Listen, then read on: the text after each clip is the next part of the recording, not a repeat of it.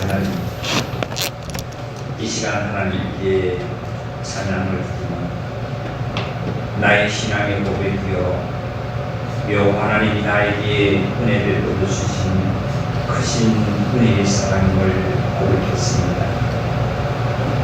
나의 병든 몸과 나의 병든 생각과 나의 병든 이 힘든 모든 손과 발과 모든 것들을 주님 다시 한번 치료하여 주시옵시다.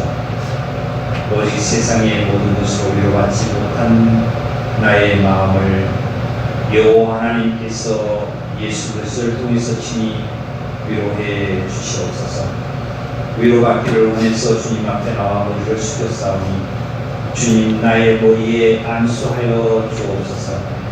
당신의 나라가 나의 영혼과 몸과 나의 삶에서 위로가시기를 진심으로 원하오니 위로가 주시옵소서. 이 시간 아버지 하나님께 참으로 예배가 나의 어떤 습관과 나의 어떤 생각 속에 있지 아니하고 하나님께서 은혜를 주시는 이 예배에 내가 아멘하며 감사하는 축복의 시간으로 역사함을 다시 한번 감사하며 그리스도 예수님의 이름으로 기도드리오나이다. 아멘. 성경 시편 48편입니다. 1절부터 4절까지만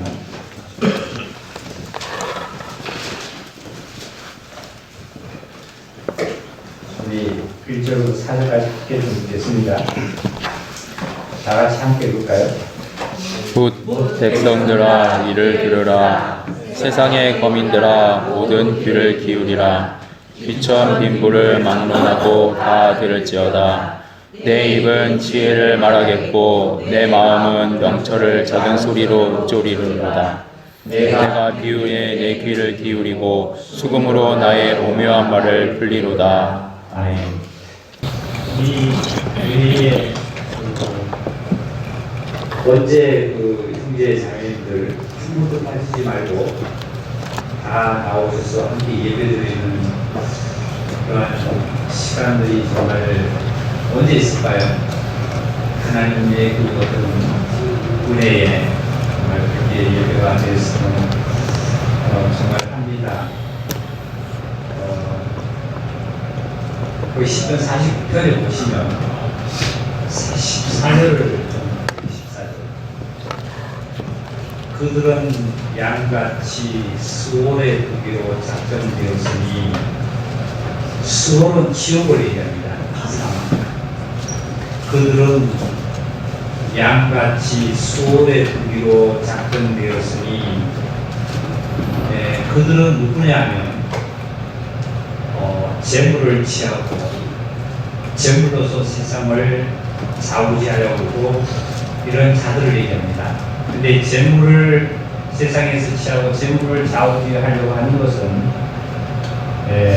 재산을 많이 가진 자뿐만 아니라 우리들도 재물에 치우쳐서 사는 자들을 얘기합니다. 그들은 양같이 수월의 무기로 작동되었으나 사망이 그들의 목자의 것이라. 그들의 목자는 사망이래. 정직한 자들, 정직이라는 의인들입니다. 의인들이 아침에 그들을 다스리니 의인들은 아침에 그 자들을 다스릴 수 있대요. 다시 말씀드리면 부활의 아침에 의인들은 그러한 자들을 다스릴 수 있다. 그 얘기예요. 그들의 아름다움은 소멸하고 수월이 그들의 거처가 되리라. 지옥이 거처가 된다는 말씀이에요. 이 시편 이 구간은 이 오라서는 제사장입니다. 하나님 앞에 제사 드리는 제사장인데 오늘날 대제사장은 예수 그리스도죠. 예수 그리스도께서 말씀하신 것과 같습니다. 그것처럼 악인들은 그들의 목자는 악인들의 목자는 세상 것의 모든 것의 악인들의 목자는 사망이 그들의 목자가 되지만 저와 여러분의 의인들의 목자는 아침에 오는데 부활의 그러니까 우리들이 부활로 승천하는 하나님의 나라가 다스리는 그 나라가 되면 우리들은 그들을 다스린다 그 얘기예요. 지금 여기 찬송할 때 보면 찬송하고 나왔어요. 아까 웬 말인가 나를 위하여 그 찬송을 그 찬송을 사실 제가 또 하고 싶었던 찬송인데 그 찬송을 오늘도 같이 공연해가 듣던 찬송입니다. 수요일날 저녁에 그 예배 때 말씀은 마태복음 14장을 들었습니다. 우리 마태복음 14장을 먼저 좀 22절 예수님께서 20절에 예수께서 즉시 제자들을 재촉하사 자기가 무리를 보내는 동안에 배를 타고 앞서 건너편으로 가게 하시고 무리를 보내신 뒤에 기도하러 따로 산에 올라가시리라. 저물 때 거기 혼자 계시더니 이 말씀은 마태복음의 24장의 이 말씀은 단순히 그 예수님이 제자들은 배를 타고 바다로 이제 뛰어 보내시고 나머지 많은 무리들은 예수님께서 아마 보내셨다 말씀하고 보내시고 예수님은 어디로 올라가시다 그러면 산으로 올라가셔서 저물어서 혼자 계시다 기도하러 혼자 올라가시다 이런 내용입니다. 그 내용을 자세히 우리가 보면 단순한 그러한 어떤 가정을 쓴 게 아니라 엄청난 여기에 하나님께서 숨겨놓으신 말씀 같아요. 24절을 보니까 배가 이미 육지에서 수리나 떠나서 바람이 거스림으로 물결로 말미암아 고난을 당했다 이런 말씀이세요. 이 배는 어떻게 보면 크게 보면 교회입니다. 교회. 방주와 같은 겁니다. 노아의 방주처럼 교회고 배 안에 탄 자들은 여기 예수님이 제자들만 탔어요. 제자들만 탔고 그리고 이 방주는 물 위에 떴죠. 다시 말씀드리면 여기에 이 배는 바다 위에 물 위에 떴다는 것은 교회는 세상에 지금 떠 있는 겁니다. 이 배는 교회를 뜻한다라면 개인적으로 보면은 내가 교회라고 보면은 이 물이 이 교회입니다. 이 교회는 세상에 떠 있습니다. 그러니까 세상에 떠서 다니는 거예요. 세상에 속해 있지 않는 겁니다. 세상에. 그래서 하나님께서 말씀하시기를 레위기서 18장에 있는 말씀 중에 이스라엘 백성들에게 애굽에서 구원을 했습니다. 광야에 보내서 그리고 가나안 땅으로 지시한 땅으로 가나안 땅으로 가라 그랬어요. 그때 하나님께서 모세에게 명하시기를 이스라엘 백성에게 가서 고해라 이런 말씀이었어요. 얘기해라. 오늘날로 얘기하면 하나님께서 만약에 목사에게 이걸 먼저 말씀을 보여서 우리 형제자매들에게 백성에게 나타내라 얘기해요.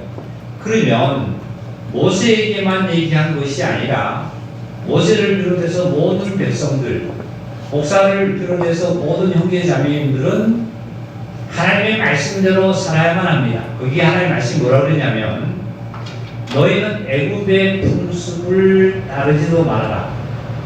지키지도 말아라. 그 애굽의 풍습을 거기에 따라서 살아가지도 말아라 이런 얘기 있어요. 그 다음에 가나안 땅에 들어가거들라. 가나안 땅에 들어와서 그 가나안 땅의 풍습도 따르지 말고 이런 얘기 있어요. 그러면 이스라엘 백성들이 애굽에 살다가 애굽에서 풍습도 따르지 말고 가나안 땅으로 하나님이 들어가라 그랬는데도 가나안 땅에 들어가서도 가나안 땅으로 풍습도 너 따르지 말고 그러면 이스라엘 백성들은 무엇을 따라가야 하냐면 하나님께서 친히 말씀하시기를 나는 너희의 하나님 여호와고 너희의 하나님 여호와께서 내리는 내 율례와 법도와 규례를 지켜 행해라 이 말씀이었어요. 이거 굉장히 중요한 겁니다. 지금 아까 그 예배 전에 어떤 성도가 저한테 와서 목사님 그 드릴 말씀이 있어요. 그래. 이게 뭐예요? 그랬더니 지금 발이 좀 아팠어요. 신발을 지금 그걸 신었고요. 목사님 혹시 오해하시고 그럴까봐 내가 마음에 들었는데 그걸 했다 그래요. 이게 뭘까요? 네, 그랬어요. 그 친구님한테 괜찮아요. 그럼요. 빨리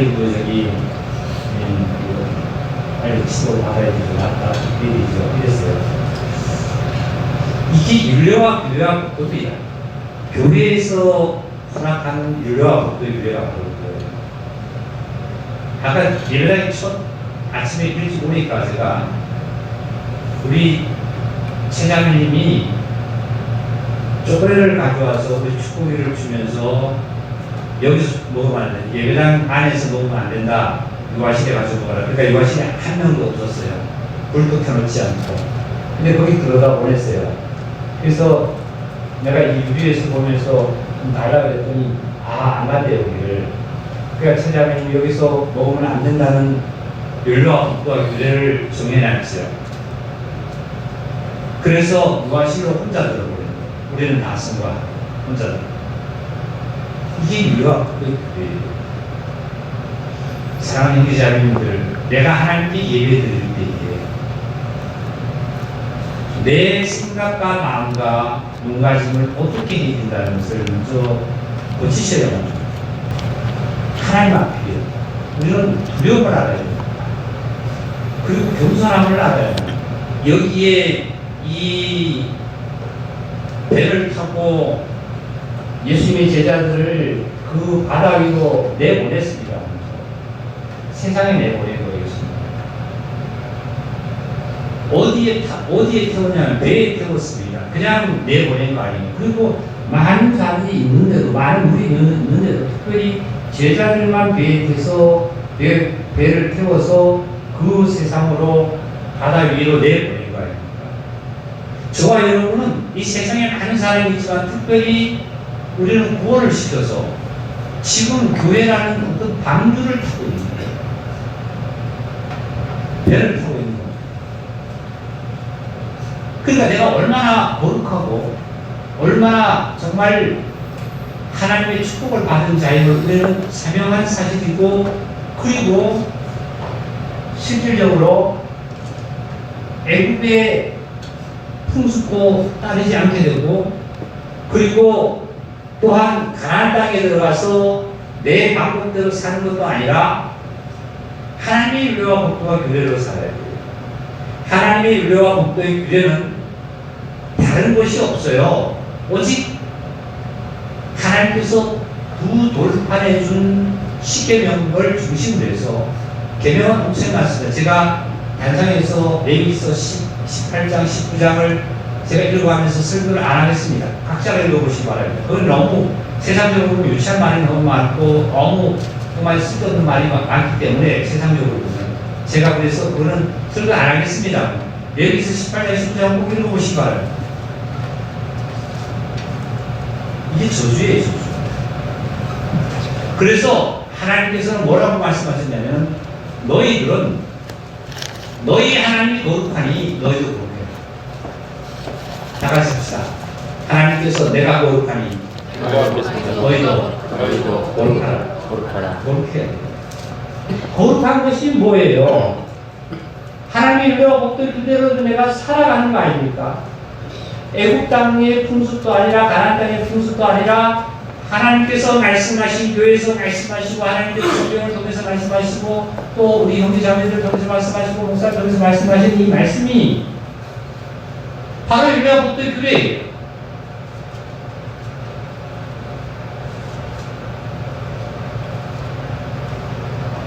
여기서 배를 타고 배에 올라가서 있는 자는 제자들만 열심히 태운 거예요. 나머지 안 돼. 저와 여러분 배를 탄 자들 아닙니까? 그러니까 애국 풍습도 하면 안 되고 가나안 풍습도 하면 안 안 되고 어디에요? 하나님의 율법과 법도의 교례로 살아요. 자, 그러면 목사님 하나님의 율법과 법도로 산다면 나는 그러면 직장도 가지 말고 세상 사람들도 만나지 말고 옷도 사지 말고 아무것도 하지 말아요. 아니에요. 하나님의 율법과 법도의 교례로 살면 그 믿지 않는 사람 이상으로 직장생활도 잘하고 가정생활도 잘하고 본인 삶도 잘 살고 행복합니다. 모든 세상의 윤례와 법도와 규례보다도 세상의 어떤 도덕보다도 윤리보다도 그 위에 하나님의 사랑이 써 있는 거예요.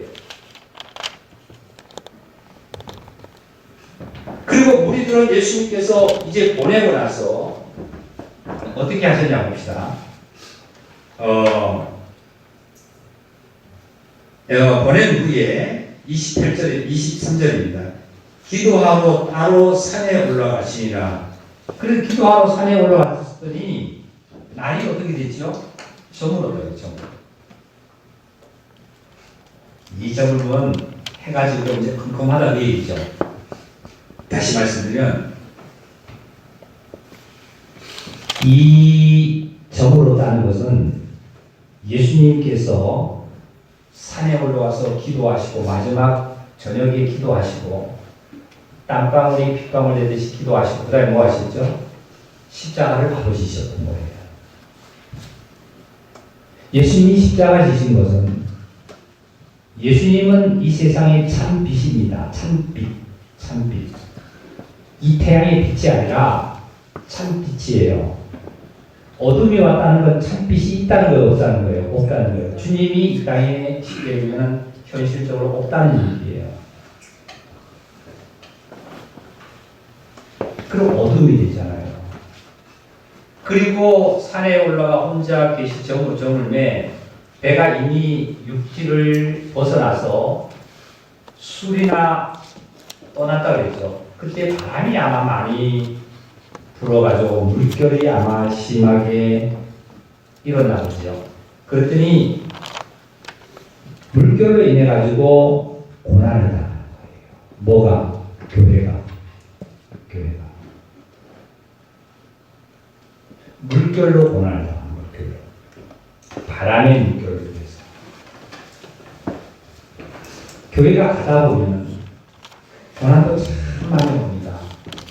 개인적으로도 가다 보면 엄청인 고난이 많이 오죠. 육체의 여러 가지의 현상으로 주님을 믿는다는 이유로 내가 이것저것 또 하지 않아야 되고 또 음해야 되고 여러 가지 삶을 살다 보면 참 많이 옵니다. 그럴 때 25절을 보니까 반사경에 예수께서 바다 위로 걸어서 누구에게 갔냐면 제자들에게 간 거예요. 자, 그럼 예수님은 산 위로 올라가서 기도하실 때 밤이 됐다가 다시 이 고난을 받으니까 누구에게로 갔냐면 예수님은 제자들에게로 물 위로 걸어가셨어요. 그 다음에 예수님은 십자가 지시고 부활하셔서 누구에게 갔죠? 다락방의 제자들에게 나타난 거예요. 왜? 지금 제자들은 고난 중에 있습니다. 왜? 두려움 중에 있어요. 네?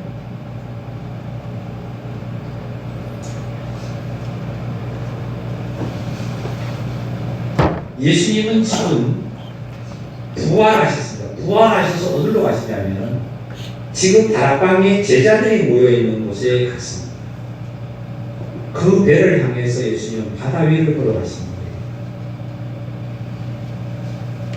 바다 위에 걸어가서 지금 두렵고 떨림으로 제자들은 있습니다. 왜?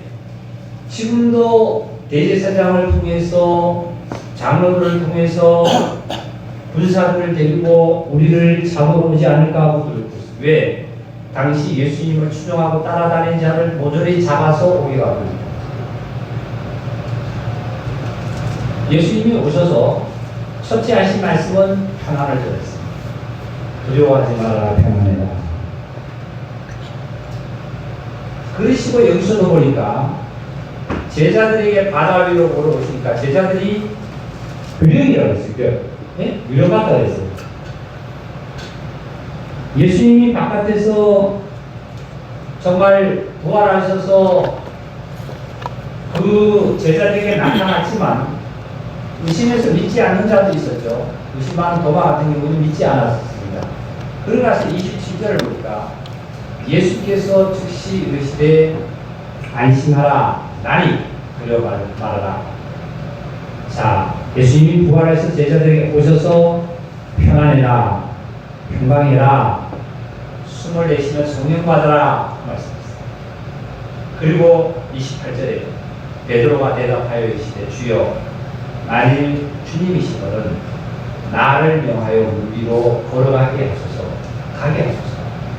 그랬더니 예수님이 하신 말씀이 뭐라 그랬어요? 오라 하시니 베드로가 배에서 내려 물 위로 걸어서 예수님께서 갔습니다. 그 다음에 어떻게 될까요? 우리 30절 읽어볼까요? 바람을 보고 무서워 빠져가는지라 소리 질러 이르되 주여 나를 구원하소서 하니 바람에 빠져 바람을 보고 무서워서 베드로가 물에 빠져 정말 들어가니까 그 즉시 베드로도 주여 하고 소리 지르면서 나를 구원해 주세요 하고 소리 질렀어요. 자, 이게 우리 형제자매들을 우리 포인트입니다. 포인트. 예?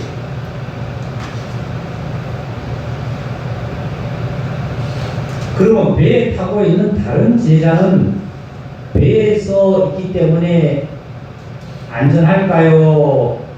베드로가 더 안전할까요? 배에 타고 있다고 해서 안전한 거 아니에요. 왜 안전하지 않을까요? 지금 배는 어떻게 해요? 바람의 파도에 의해서 엄청난 풍랑과 고난을 받고 있습니다. 언제든지 뒤집힐지 몰라요. 불안에 떨고 있어요. 근데 베드로는 오히려 주님이라 하고 주님과의 대화를 하고 물에 뛰어들어서 물을 걸었어요.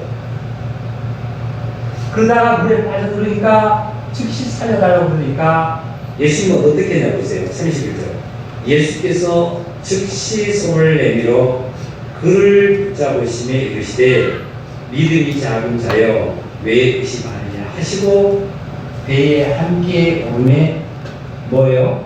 바람이 다른 제자들도 이때서야 배에 타고 있어서 안전해졌지 절대 배에 있었다 그래서 안전한 거 아니겠어요. 그러면 그 배에 누구가 탔을 때 배는 안전해졌어요? 예수님. 예수님이 십자가 지시고 이제 십자가 지시고 무덤에 들어간 다음에 제자들은 같이 모여 있지만 굉장히 서로가 위로를 하지만 인간의 위로는 한정이 있죠. 한계가 있죠. 그 두려움에서는 벗어나지를 못하는 거예요.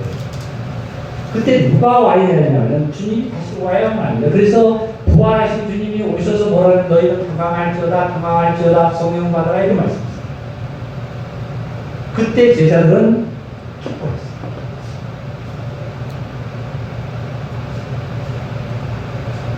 참으로 나는 나의 배에 주님은 타셨는지 내 배가 지금 안전하게 항해를 하고 있는지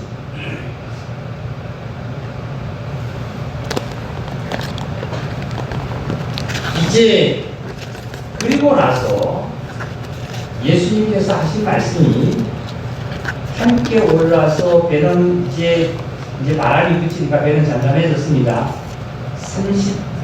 33절을 읽겠습니다. 31절을 보겠습니다. 다시 예수께서 즉시 손을 내밀어 베드로를 물속에 빠져가는 것을 붙잡으며 이르되 다 같이 읽어볼까요? 믿음이 작은 자여 왜 의심하느냐. 왜 의심하느냐.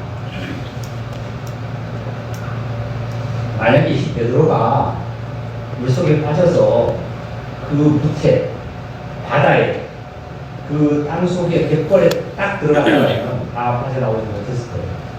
근데 땅속에 닿기 전에 베드로는 빠지는 즉시 주님 앞에 살려달라고 했어요.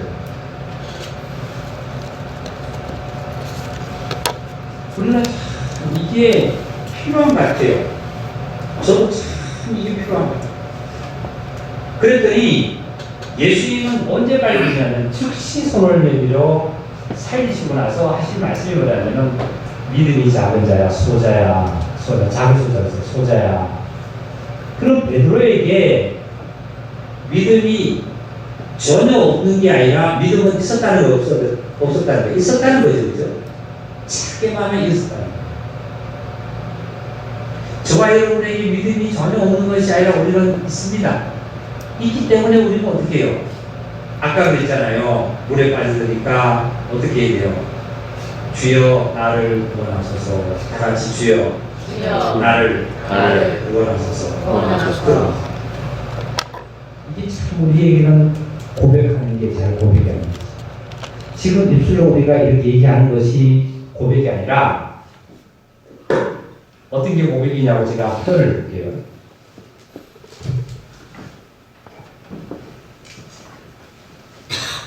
이 고백은 이게 지금 이게 무슨 색깔이죠?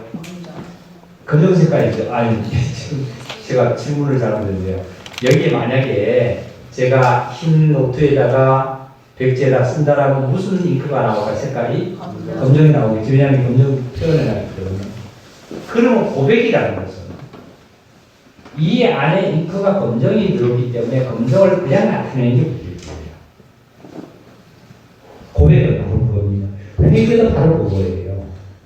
그런데 잉크는 지금 파란 색깔을 넣고 지금 이걸 보여주고 나서 이게 무슨 색깔이냐면 검정 색깔이지만 실제로 백지에다 그리면 파란 색깔이 나와요. 이건 고백이 아니에요. 내 마음에 있는 솔직함, 그 솔직함도 하나님으로 말미암아 솔직함이 나올 수 있는 지혜와 명철을 하나님으로부터 얻어야만 솔직하게 나옵니다. 안 그러면 내 생각과 내 감정에 의해서 솔직하다고 얘기는 했지만 중심에서 솔직함이 나오지를 않아요. 이런 거 보면 우리 시편 아까 49편을 봅시다. 시편 49편 3절을 읽을게요. 이 시인이 이런 말씀하셨죠. 내 입은 그랬어요. 내 입은 지혜를 말하겠고 내 마음은 명철을 작은 소리로 울소리로다. 이런 말씀이세요. 내 입은 지혜를 말하고 내 마음은 명철을 작은 소리로 울소리로다. 이 시인은 내 입은 지혜를 말하고 마음은 명철을 작은 소리로 울소리로다. 이 말씀은 인간으로 말미암아 인간의 어떤 생각과 지혜와 명철을 짜내서 해석한 것이 아니라 여기에 입을 통해서 지혜와 명철을 나타낸 것은 하나님이 주신 명철과 지혜입니다.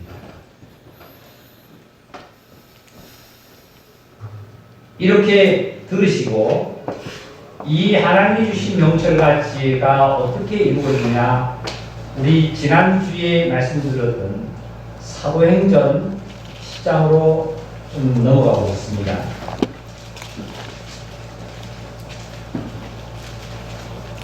사도행전 10장에 보시면 고넬료와 베드로의 그 가정의 사건을 우리는 지난주에 말씀드렸어요.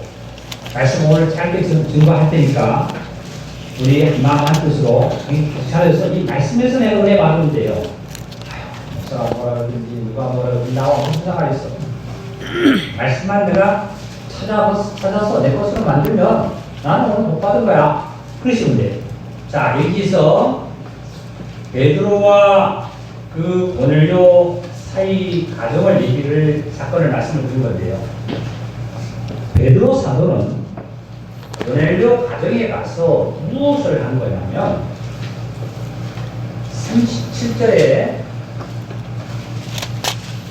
37절에부터 43절까지를 말씀을 증거한 겁니다. 37절부터 43절까지 말씀하셨어요.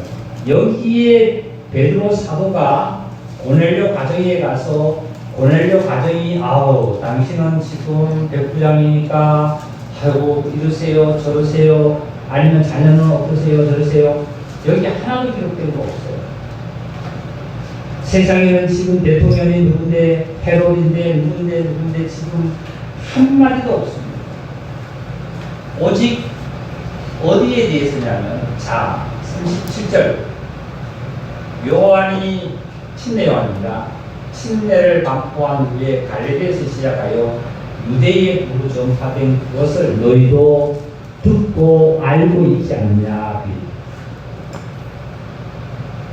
그리고 38절 다같이 읽어봅시다. 시작. 하나님이 나사렛 예수에게 성령과 능력을 기름 붓듯 하셨으니 그가 두루 다니시며 선한 일을 행하시고 마귀에게 눌린 모든 사람을 고치셨으니 이는 하나님이 함께 하셨습니다. 자, 이 베드로 사도가 나사렛 예수님에 대해서 하나님께서 예수님을 어떻게 하셨다, 예수님을 어떻게 하셨다 이 말씀을 준비했어요. 맞죠? 자, 그 다음에 39절 우리는 유대인의 땅과 예루살렘에서 그가 행하신 예수님이 행하신 모든 일에 다같이 크게 시작 뭐라고요? 증인이에요. 예수님에 대해서 증인만 하면 돼요. 증인만. 전에 우리 자매가 항상 나한테 하는 얘기가 있었어요. 당신은 누구를 만나든지 단상에서든지 하는 하나님의 말씀만 하면 돼. 하나님의 말씀만 하면 돼. 이런 얘기를 많이 했어요. 근데 지금 와서 생각하면 참 맞는 말씀이에요. 다른 얘기 할 필요 없어. 하나님 말씀만 하면 돼. 하나님 말씀만. 여기도 예수님 베드로 사도는 오직 예수 그리스도에 관해서 증인만 되었던 겁니다. 증인이라 그들이 나무에 달아 죽였으나 하나님이 사흘 만에 다시 살리사 나타내시되 자 41절 시작 모든 백성에게 하신 것이 아니요 오직 미리 택하신 주인 곧 죽은 자 가운데서 부활하신 후를 모시고 음식을 먹은 우리에게 하신 것이다. 42절 시작 우리에게 명하사 백성에게 전도하되 하나님이 살아있는 자와 죽은 자의 재판장으로 정하신 자가 곧 이 사람인 것을 증언하게 하셨고 됐습니다. 43절 듣겠습니다.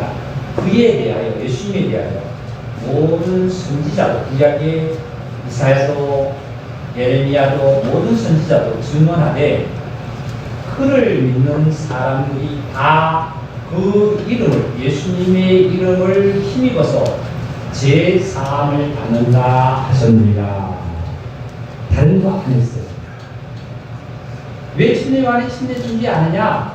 그리고 예수님은 어떤 분인지 너희들 알고 있냐고 예수님에 대해서 증거하고 나서 바로 이 예수님을 이름을 힘입어서 예수님으로 말미암아 제 용서를 받는다, 구원을 받는다 이 얘기만 증거했어요.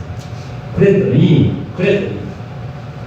자 43절 베드로가 이것을 증언하고 증명하고 있을 때 성령이 말씀 듣는 고넬료 가정과 친족들에게 45절 베드로와 함께 온 할례 받은 선지자들이 이방인에게도 성령 부어주심으로 말미암아 뭐 했다고요? 놀라나니. 베드로는 뭐 했냐면 베드로가 성령 부어주지를 못해요. 베드로는 오직 자기가 받은 성령의 역사를 따라서 예수 그리스도에 관해서 증거만 하신 거예요. 그랬는데 고넬료 가정에 성령이 임했다. 성령은 누가 부어주신 거예요? 그럼 하나님이 부어주신 거예요.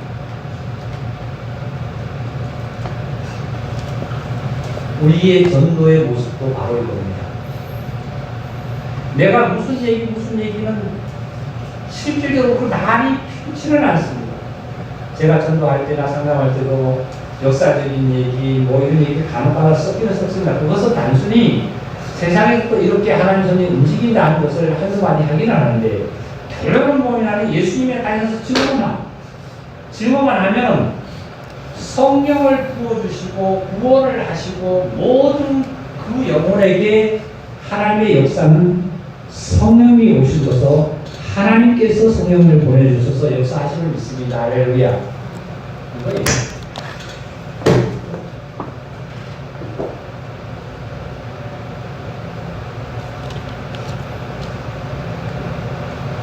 그랬더니 성령이 하나님께서 어디에 계요? 그 베드로와 참은 고넬료와 고넬료 가족과 친족에게 막 내려 부어줬어요. 그러면 고넬료 가정에 가서 누가 증거했냐면 베드로가 증거했는데, 베드로는 제사함 받고 확실히 구원받고 성령을 받은 자입니다. 확실히 성령을 받고 생명이 있는 자가 생명을 증거할 때 성령이 역사를 하지, 생명이 없는 자들이 전하면, 율법을 전하면 율법이 임하고 세상의 종교를 전하면 종교가 임하게 돼 있어요. 그랬더니 46절에 이는 방언을 말하며 하나님의 높임을 드린다. 하나님의 높임이라는 것은 하나님께 영광을 돌리는 거예요. 그리고 방언은 어떤 방언을 했냐면, 이 고넬료와 고넬료 가족과 친척은 어떤 방언을 말했는지 제가 방언한 것을 하나님이 나에게 알려줬어요. 어떤 방언을 말했냐면, 이들이 나만 사박다니 이런 방언을 하지 않고, 나 이제 제사함 받았어요. 다시 43절 시작 있습니다. 시작. 그에 대하여 모든 선지자도 주청하되 그를 믿는 사람이 다 그의 이름을 힘입어 죄사함을 받는다 하였느니라. 네, 43절이 바로 고넬료가 고백한 것과 찬양하고 방언한 것이, 나는 43절이 나에게 응했습니다. 나에게 이루어졌습니다. 나 이제 죄 없습니다. 예수님이 나를 죄 용서했습니다. 십자가 나를 위해서 지어갔습니다. 그 피로 속죄함 모든데 예수님이 나의 죄를 용서했습니다. 나 구원받았습니다. 나 이제 행복합니다. 나 하나님의 자녀가 됐습니다. 나는 이제 많은 교회의 형제와 자매의 형제라고 부름을 받게 합당하게 형제가 됐습니다. 하고 방언을 한 거예요. 그랬더니 많은 사람들이 이상한 방언을 하네. 어떻게 사람이 죄 없다고 그럴 수 있어? 어떻게 사람이 죄 없다고 그럴 수 있지? 너 죄 안 지어? 어떻게 목사님은 교만해? 고넬료 너 어떻게 보면 교만해? 이게 방언.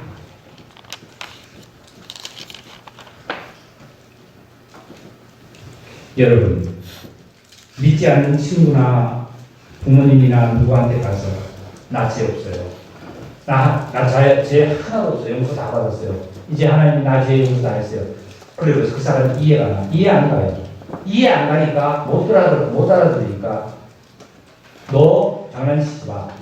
그리고 예수 믿는 자들한테 예를 들어서 거듭나지 못한 종교 지도자들이라고 하는 오늘날 많은 자들에게 가서 하여튼 나 예수님한테 죄 용서 받았어. 나 죄 없습니다. 지을 죄까지 용서 다 됐어요. 되었으니까 난 믿어줘요. 이제 확신해요. 죄 없어요. 이렇게 하면 교만이 가서 기도해. 재단사 회개해. 못 알아. 이게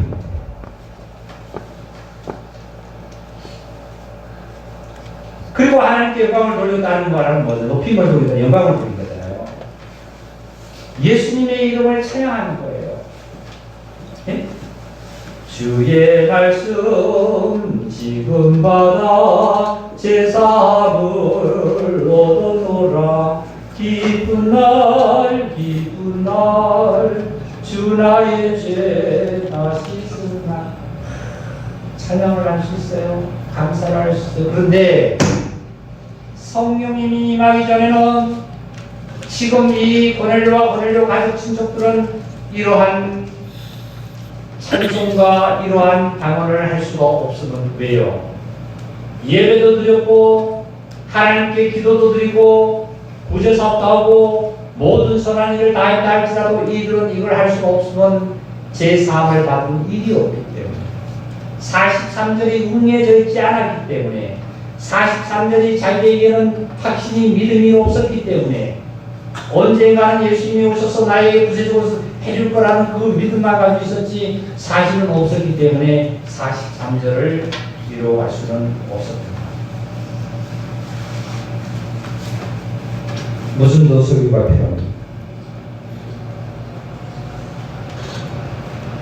고넬료와 지금 고넬료 가족의 친척들은 다른 설교 듣지 않았어요.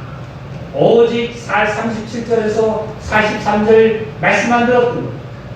그런데 성령님이 엄청난 능력의 권능을 받았어요. 나는 무슨 말씀을 들어야 권능을 받고 내가 행복을 하고 내가 정말 축복을 받았다 할까요?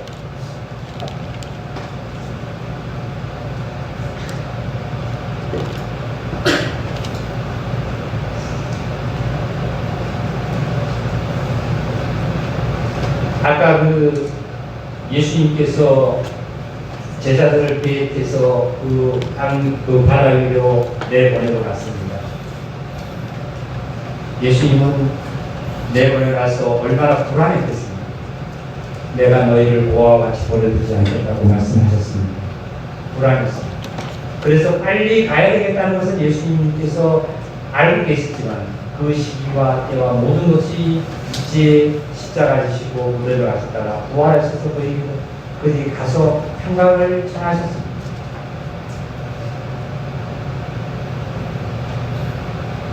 근데 바람을 보고 두려워서 빠져들 때가 참 많잖아요. 어떤 바람이 나에게는 가장 무서운 바람일까요? 태풍. 전에 어느 해가 본바스라고 지금 생각나요. 본바스가 태풍이 인천을 강타했습니다.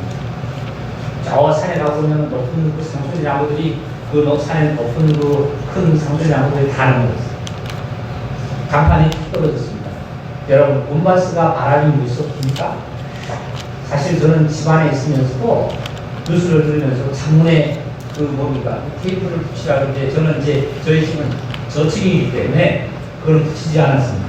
고속도로 거의 많이 붙였어요. 사실 그것도 무섭죠. 가장 더 무서운 것은 자기의 삶, 자기 생각입니다. 그 바람이 자기 속에 물고 늘어지면 그것은 엄청나게 자기의 무서움으로다. 밤새도록 잠을 못 자요.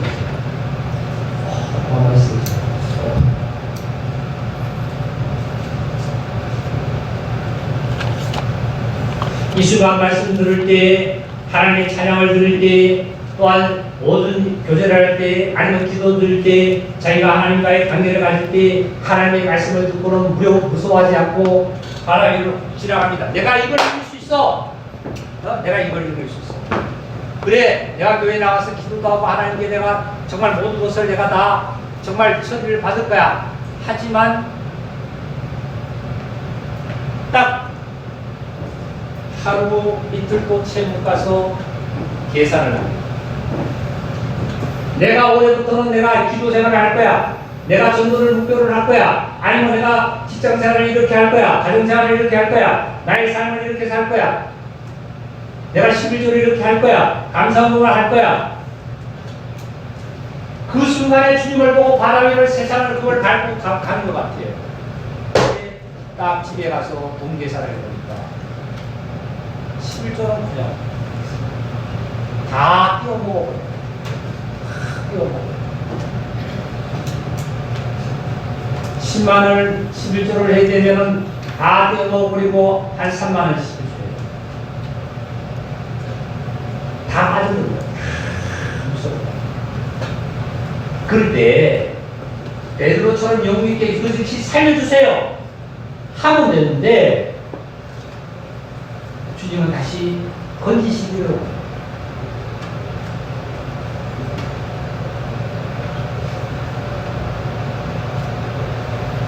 이게 믿음이에요. 믿음. 왜 믿음이 작은 자야? 이거 말씀 있잖아요. 왜 믿음이 작은 자야? 지난번에 어떤 분하고 잠깐 상담을 할 때 인생을 거기서 당신이 걸지 말아라. 인생을 거기다 걸다 보니까 인생이 거기에 안될때 고통을 받으니까 모든 생활이 가정과 지금 힘이 들어가고 있지 않느냐. 인생을 거기다 걸지 말아라. 오늘 하루를 살아도 저 자신도 마찬가지예요. 내일 내가 어떻게 넘어질지 어떨지 모릅니다. 그러나 오늘까지는 인생을 거기다 걸지 말아라. 내가 할 거는 하나님께 할 거는 하면서 살아요. 세상에 나가서도 친구를 만나고 누구 만나도 내가 할 거는 해야 된대. 왜 사는 인생에다가 거기다 거냐. 집에 들어가면은 자매나 자식이나 아니면 남편이나 모든 누구를 보면서 왜 거기다가 내 생각과 마음을 더 인생을 거기다 걸어야 되냐. 그 일은 그 이대로 가는 거고 나는 나대로 가는 거고 서로 그러면서 하나가 되어서 서로가 뭡니까? 돈은 베풀려서 가는 거 아니냐. 부모와 자녀가 되도 마찬가지다. 아무리 자녀가 사람이고 자녀가 먹는 달콤한 걸 사탕을 먹고 있으면 내 입은 지금 달지 않다 이거예요. 먹는 자녀에게만 달콤한 사탕을 먹기 때문에 단 거지 내 입은 지금 달지 않다 이거예요. 그냥 못 먹어봐도 나는 배불러. 그래. 그럼 자녀가 계속 자녀만 먹고 한 3일만 굶어 보세요. 배가 부른가? 부르지 않는 거예요. 그거는 우리가 세상에서 정말 하나님의 은혜 사랑 속에서 좋게 여기고 서로가 그렇게 귀엽다는 어떤 것을 가정에서 아니면 그것을 표현하는 것 따름이지. 제가 말씀을 전해드리는 것은 뭐냐면 바람을 보고 혹시나 빠져들었다 할지라도 지금까지 직장도 마찬가지고 내 어떤 개인의 어떤 생각도 마찬가지고 행동도 마찬가지고 삶이 있잖아요. 자기 생각에 부는 바람 이거는요 창문을 다 닫고 보일러를 40도 이상으로 올려놓고 이불을 뒤집어 쓰고 있어도 자면 이 바람은 막지 못합니다. 이 바람을 잠재울 수 있는 것은 오직 저와 여러분의 주인이 되신 그리스도가 내 심령 속에 역사하고 타야됨을 믿습니다. 할렐루야. 아무것도 모르겠다. 이틀 전에 제가 운동을 나갔더니 사람이요 제일 부러운 게요. 지금 여기 나와서 보니까 운동하는 우리 저기 회원들 보니까 제일 부러워요. 내가 아파가지고 복잡하거든. 제일 부러운 게 저게 제일 부러워요. 돈도 부러운 거 아니고 뭐도 부러운 게 아니라 저게 제일 부러워요. 그 이해가 가요. 왜 이해가 가냐면 제가 아파가지고. 아픈 사람에게요. 돈 수십억을 앞에 갖다 놓는 것보다는 그 아픈 부분을 그 순간에 안 아프면 정말 그겁니다. 거지에게는 뭐가 제일 거지가 원하는 걸까요? 배고프면서 밥이. 그러니까 예수님이 40일 금식하고 나와서 사단이 뭐 가져왔을까요? 또 가져왔어요. 또 가져오고 나서 늦게 명예와 재물을 다 준다고 했어요. 온 천하를 내가 다 줄게 그랬잖아요. 온 명예와 재물과 모든 것은 나중에 나중에. 명예와 재물은 내가 건강할 때 그것이 인간에게 잠시 필요한 거지. 그렇지 않아요? 제 얘기 틀렸어요? 사랑하는 성도 여러분, 내 영혼이 건강하고 내 몸이 건강해서 내가 오늘 하루 10년이든지 1년이든지 5년이든지 100년이든지 간에 정말 하나님의 그 사랑 속에 윤리와 법도와 규례 속에 감사함으로써 사랑함으로써 살아가시기를 다시 한번 간구합니다. 이게 성도고 한 식구고 한 가족이고 한 형제고 한 자매니까 때로는 하나님의 사랑으로 때로는 하나님의 지팡이와 막대기로 때로는 여러 가지로 어찌하든지 간에 당신 안에 당신의 심어놓으신 그 형상이 나와 있는 그런데 무슨 항외과라고 있어요. 사글의 그 병원이 있어요. 그 원장이 같이 근무한데 그 원장님 옆에 이제 같이 앉아서 제가 그랬어요. 혹시 믿음 생활을 해보셨어요? 하고 제가 말을 건넸습니다. 아, 자기는 종교가 없대요. 그래서 엑셀이 저런 얘기를 했어요. 그래서 제가, 그런데 나도 사실은 종교라는 것을 이것저것 가져보진 않았지만, 초등학교 때 시골에서 한 교회가 있어서 이렇게 해서 이렇게 지금 하나님의 은혜 속에 지금 살아갑니다 하고 얘기를 좀 했어요. 항상 하다 보니까 이가 내 말에 동의를 해준 거예요. 동의를 해주면서 목사님 정말 듣고 보니까 좀 사람은 믿음을 가졌으면 좋겠네요. 신앙을 가졌으면 좋겠네요. 그래서 믿음을 가졌어요. 신앙을 가졌어요.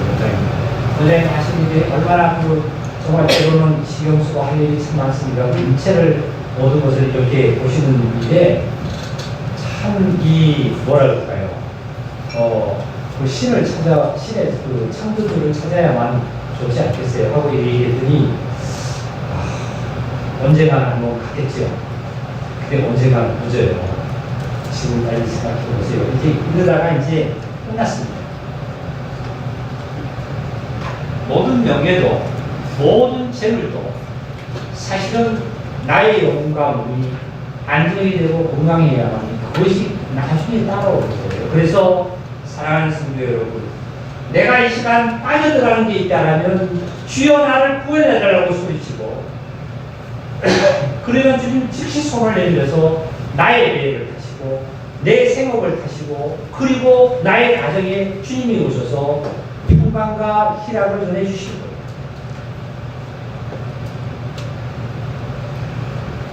시편 조금만 더 말씀을 더 드리겠습니다. 시편 40편 보시죠.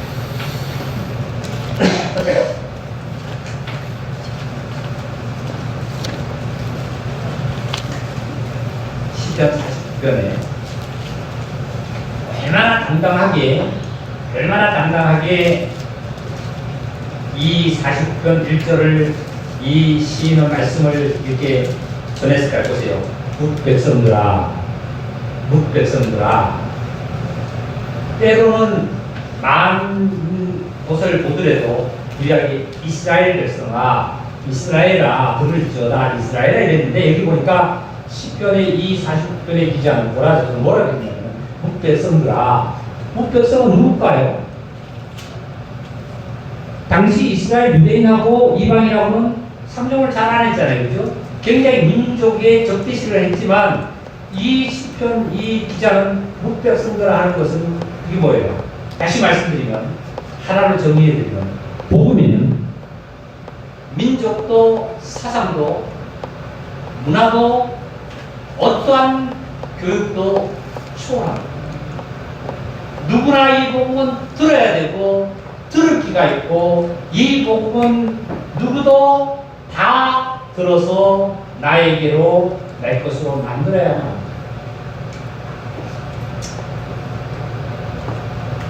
그러니까 이 복음은 어떤 민족이든지 아니면 어떤 역사든지 어떤 것을 초월해서 누구나 모든 인류가 들어요. 이를 들으라 세상의 거민들아 모두 귀를 기울이라. 어떤 것에 자 2절입니다. 기천 빈구를 막론하고 다 들을지어다. 자 빈구 기천이요. 이거 우리 잘 알잖아요. 그죠? 돈이 많고 부자고 가난하고 그 다음에요 선하고 또 금수저고 잘합니다. 이거는 인간관계 이 세상에서는 없어서 안 되고 절대적이라고 해도 과언이 아닙니다. 예? 절대적이라 해도 과언이 아닙니다. 그러나 하나님의 복음에 의해서 하늘나라에 의해서는 하나님께 의해서는 이 사랑의 앞에는 진리 앞에는 만인이 평등합니다. 네? 그래서 하나님께서는 사람을 뭐로 취하지 않는다고요? 왜 모르죠? 우리 사무엘상을 한번 찾아봅시다. 사무엘상 구약. 네, 16장입니다. 16장. 제가 7절을 읽겠습니다. 여호와께서 사무엘에게 이르시되 그의 용모와 키를 보지 말라. 사무엘 제사장이고 선지자죠. 선지자에게 하나님께서 용모와 키를 보지 말라. 내가 이미 그를 버렸노라. 사울왕은 키도 크고 용모도 좋고 아주 힘도 세고 아주 장군 되기에 아주 굉장했습니다. 왕이 되기에. 근데 이걸 보지 말아라. 이미 내가 그를 버렸다. 사울왕을 버렸다. 내가 보는 것은 사람과 같지 않으니 다 같이 읽다 시작. 사람은 외모를 보거니와 나 여호와는 중심을 보느니라 하시더라. 예, 하나님은 뭘 본다고요? 내 마음을. 나의 중심이 어딜까요? 다 같이 알고 나의 중심이 어디죠? 내 마음이죠. 우리 저기 교회에 자란 우리 학생들 여기 많은데요. 참 누차 본인이 되는 삶을 짐을 우리가 이 학생들이 지워주는 게 아니라 우리 학생들이 짐을 지워주는 게 아니라 목사는 절대 그 학생들 스스로가 하나님의 지혜와 명철을 받아서 하나님의 섭리에 잘 살아가서 본인이 되는 삶을 살아갈 것 같아요. 가는 것 같아요. 이런 걸 보면 너무 감사하다는 소리를 들었어요. 특히 정말 부모와 온 형제자매들과 교회와 모든 이에게 인정을 받는 것은 바로 하나님께 인정받는 겁니다. 사람에게 인정받지 못하고 어떻게 하나님께 인정을 받겠어요? 그래서 말하는 내 부모는 내 자녀가 이렇게 이럴 것 같았지만 내 자녀가 서서 말하는 거와 표현하는 거와 모두를 봤을 때 부모로서는 깜짝깜짝 놀라게 저렇게 잘하고 내 자녀라고 나는 그랬지만 이제는 내 자녀가 아니라 하나님의 자녀인 것을 하나님이 키우신 것을 우리는 알았구나. 그래서 아침에요 내가 그걸 참 아침에 생각하고 느꼈어요. 그리고 교회 나와서 선거하기 전에 내 자녀에게도 나와서 찬송 한번 하라고. 그래서 합니다. 근데 나도 내 자녀에 대해서 굉장히 연약하고 생각도 힘들고 모든 것이 연약한 줄 알았지만 찬양하는 모습을 보고 이런 걸 봤을 때 참 감사하다. 성도들 앞에 이렇게 찬송도 하고 성도들 앞에 나와서 이렇게 발표도 하고 우리 지난번에도 발표할 때 내가 생각할 때 아까 아침에 나 묵상했다고 생각했다고 했잖아요. 어떻게 어린 나이도 이제 참 어떻게 보면 되게 어리잖아요. 이제 뭐 19살 이런데도 나와서 그 표현하고 얘기하는 거 보면 참 누가 키웠나? 누가 키웠나? 부모들이 내가 밥 먹이고 내가 학비 대주고 내가 모든 거 해서 내가 키운 것 같지만 사실은 내가 키운 게 아니라는 사실은 우리는 분명히 설명하는 사실 아니에요. 아까 여기도 시편의 말씀 중에 뭐라고 그랬잖아요. 내가 이 마음의 명철과 지혜는 사람으로부터 준 것이 아니라 하나님으로부터 보다 우리 학생들이 모두 다 이런 하나님의 지혜와 명철로 우리가 정말 자랑하고 나갑니다. 하나님은 사람을 절대 외모로 짓지 않습니다.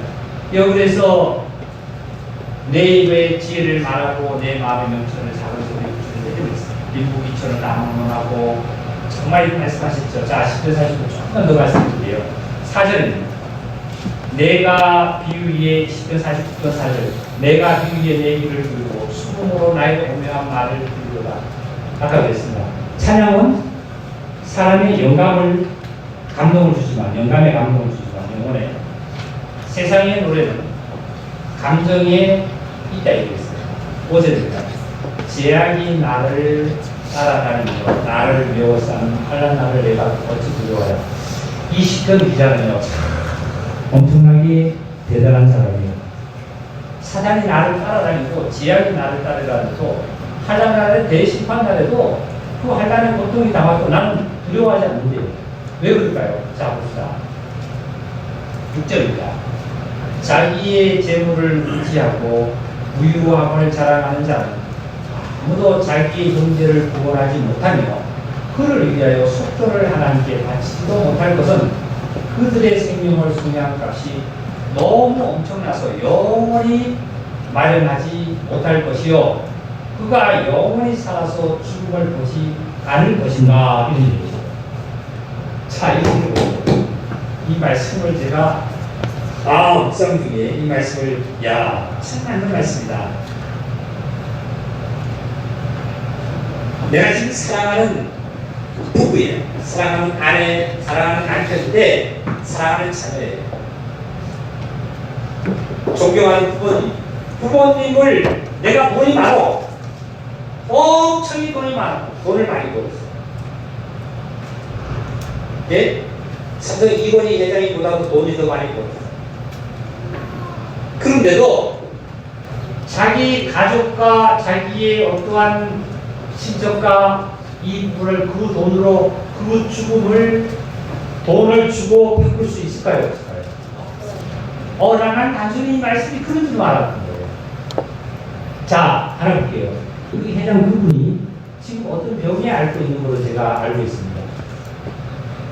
그 많은 집을 갖고 있는 그 자기 지분을 갖고 있는 지분을 다 준다면 자기 병을 고치고 건강하게 할 수 있다는 얼마나 좋겠어요. 돼요, 안 돼요? 어떠한 재물과 엄청난 돈이 많이 있다 할지라도 하지 못한대요. 왜 그러냐면 돈이 얼마나 많이 될지 모르겠어요. 보세요.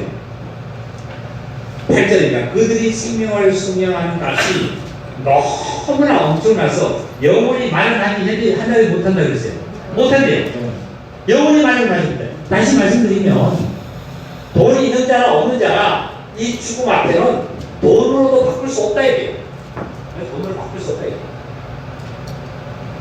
어떤 자가 지금 아파서 죽어갑니다. 죽어가는데 돈이 많다라면 돈과 바꾸면 자기가 돈하고 바꿀 수 있을 거 아니에요. 그런데 안 된대. 돈이 얼마나 많은지 안 된대. 돈으로는 안 된다 그래요. 안 된다. 그리고 나서 자 10절입니다. 그러나 그런 지혜 있는 자도 죽고 어리석고 무지한 자도 함께 망하며 그들의 재물은 나에게 남겨두고 남에게 남겨두고 떠나는 것을 보게 됩니다. 그렇죠. 남에게 남겨주십시오. 남에게. 11절은 그러나 그들이 속생각에 그들의 집이 영원히 있고 그들의 거처는 대대에 이르리라 하여 그들의 토지를 자기 이름으로 부르는구나. 토지 사놓고 내 이름으로 소유권을 내 앞으로 놓잖아요. 그럼 이게 소유권이 영원한 것 같아요. 내 이름으로. 내 거가 영원한 것 같아요.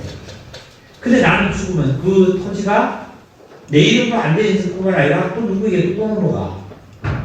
맞아요? 자기 이름으로 되는 건 하나도 없어요. 그리고 12절에 보니까 사람은 다 같이 보세요. 시작. 사람은 죽지 않고 장구하지 못하며 멸망하는 자들을 받는 말씀이에요. 13절 이것이 바로 어리석은 자들의 길이며 그들의 말을 기뻐하는 자들의 조발이로다. 그들은 양같이 수월의 무리로 작정하였으니 사망이 그들의 목자가 되었다. 이 제목만 쫓아온다. 그리고 정직한 의인들에게는 아침이에 그들을 다스리니 그들이 아름다운 눈은 소멸하고 수월이 그들은 거치가 되리라. 15절 그러나 하나님은 나를 영접하시니 이러므로 내 영혼을 수월에서 어떻게 해요? 건져낸다. 수월의 건지에서 나를 건져낸다. 사랑 속에 얼마나 많지. 이 말씀만 들어도 정말 마음이 그냥 뜨겁잖아요. 마음이 저리 뜨겁잖아요. 나를 어디서 건져냈다고요? 수월에서. 사망의 번시에서 사단의 번시 죽음의 사자에서 동물의 왕국에 보니까 그 하이에나고 그 사자가 다른 거에서 지켰어요. 그리고 나이도 지켜가지고 이제는 뭐만 기다리냐면 그날만 기다려. 그러니까 그 그것이 배창 말랐어요. 말라가지고 상처도 입어가지고 거지도 잘 못하고 이제 먹이를 못 구하잖아요. 그러니까 주위만 돌아요. 보니까 그 주위에 뭐가 해요? 또 적이 있잖아요. 적들이 뭐냐? 죽음의 사자가 그들이 죽음의 그 사자가 그 주위를 훔쳐가고 그러다가 와서 그거를 낚아챈 거예요. 그걸 보면서 참 인생도 나이가 들면 병이 있습니다. 죽음의 사자가 그들이 어둠의 그들이 사자가 밤을 통해서 자기의 어둠을 통해서 생각을 통해서 바람으로 쫙 밀려들 때 이거 어떻게 견디겠냐? 병은 아침에 와요. 아침에 와서 정말 빛이 와서 참빛인 그리스도가 와서 그 어둠을 몰아내야만 죽음의 사자에서 벗어나.